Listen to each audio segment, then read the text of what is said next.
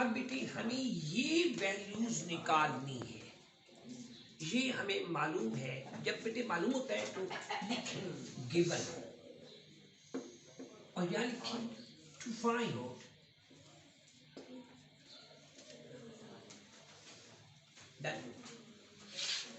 अब बेटे यहां से हमने अपनी जरूरत के मुताबिक 2y को नीचे ले जाते हैं। x ओवर 2y, अगर बेटे 2y चला जाए तो यहाँ क्या रह जाएगा? नहीं बेटे 2z and y plus z। Edit. अब बेटे using component dividend 2 plus x plus 2y, x minus 2y, 2z plus y plus z, 2z minus y minus c। बेटे y प्लस बेटे आप मुझे बताएं कि जब आप इसमें से इनको माइनस करेंगे बेटे तो ये दोनों ही माइनस हो गए बेटे, ठीक है राइट।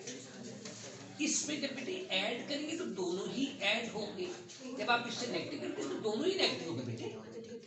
आप बेटे 2 और 1 3z, y प्लस 3z, और बेटे यहाँ पे क्या आएगा? z minus y। Clear? Once again the second option हमें चाहिए x प्लस 2z।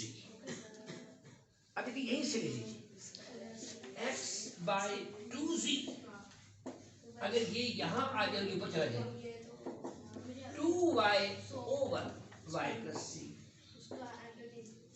डन।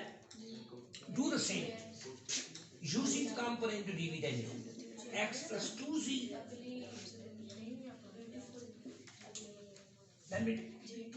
और x minus 2z, this plus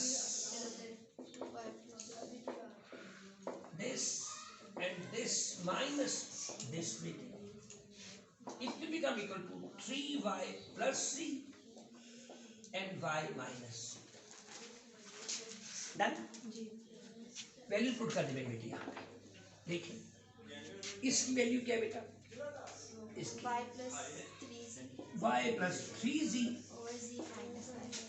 z minus जी बेटा 3y plus z y minus c। It will be as it is, don't disturb it।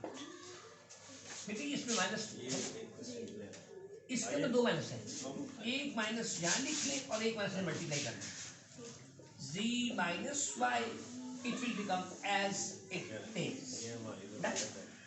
Clear? If denominator is same, write it once,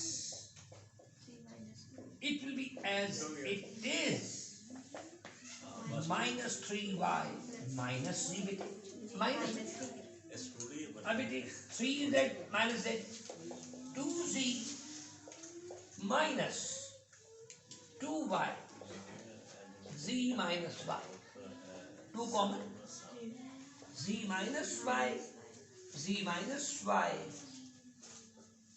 this is the answer। लो नहीं, 2। इन्हीं पत्थरों पर चलकर अगर आ सको तो आओ, मेरे घर के रास्ते में कोई कहकशा नहीं। बेटे इसको एज इट इज एक कर लेंगे बेटे, सारे क्वेश्चन बेटे हो जाएंगे। ये आपके 1 2 3 4, और ये बेटे मोस्ट इंपॉर्टेंट लॉन्ग है, the most important long confirmed N G. Thank you जी बेटा।